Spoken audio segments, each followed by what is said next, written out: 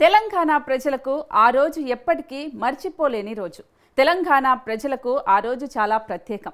అదే నవంబర్ 29, 2009. తెలంగాణ ఉద్యమ గతినే మార్చిన ఆ నవంబర్ 29న అసలేం జరిగింది? ఈ స్పెషల్ స్టోరీలో చూద్దాం.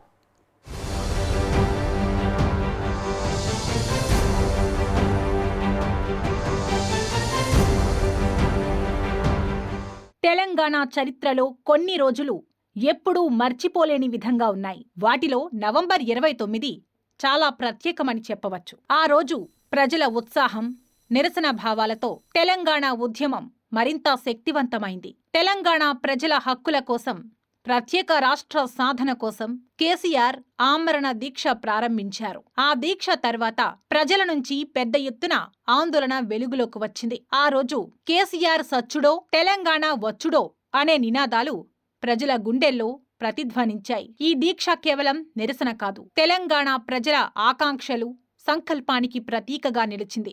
ఆ రోజు నుంచే తెలంగాణ ప్రత్యేక రాష్ట్ర సాధనలో కొత్త మలుపు వచ్చింది. తెలంగాణ ఉద్యమంలో ఈ ఘట్టం ఎప్పటికీ ఒక చారిత్రాత్మక గుర్తుగా నిలిచింది. నవంబర్ 29, 2009న ఏం జరిగిందో ఇప్పుడు తెలుసుకుందాం.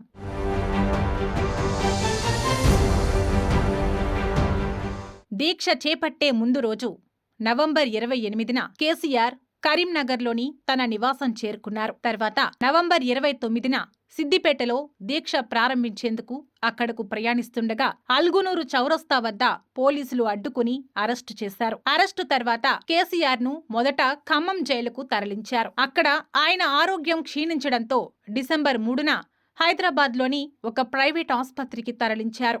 ఈ సంఘటన తెలంగాణ ప్రజల్లో తీవ్ర ఆగ్రహానికి, ఆవేదనకు కారణమైంది.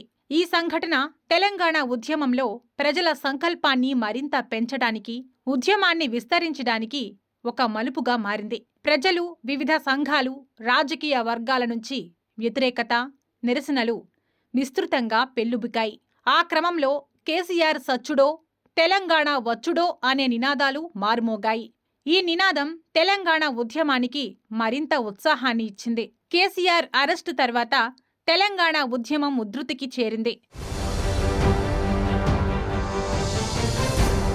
ప్రజలు, ఉద్యమకారులు మొత్తం తెలంగాణ ప్రాంతంలో రోడ్లపైకి దిగి తీవ్ర నిరసనలు చేశారు.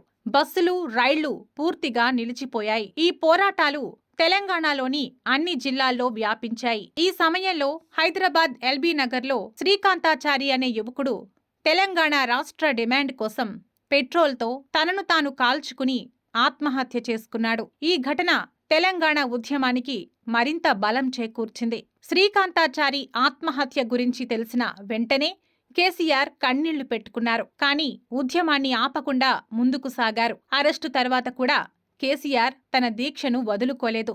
ఆరోగ్య సమస్యలు ఉన్నప్పటికీ జైలు నుంచి విడుదలైన తర్వాత కూడా ఆయన దీక్షను కొనసాగించారు. ఈ అంకిత భావం ఉద్యమానికి మరింత శక్తినిచ్చింది.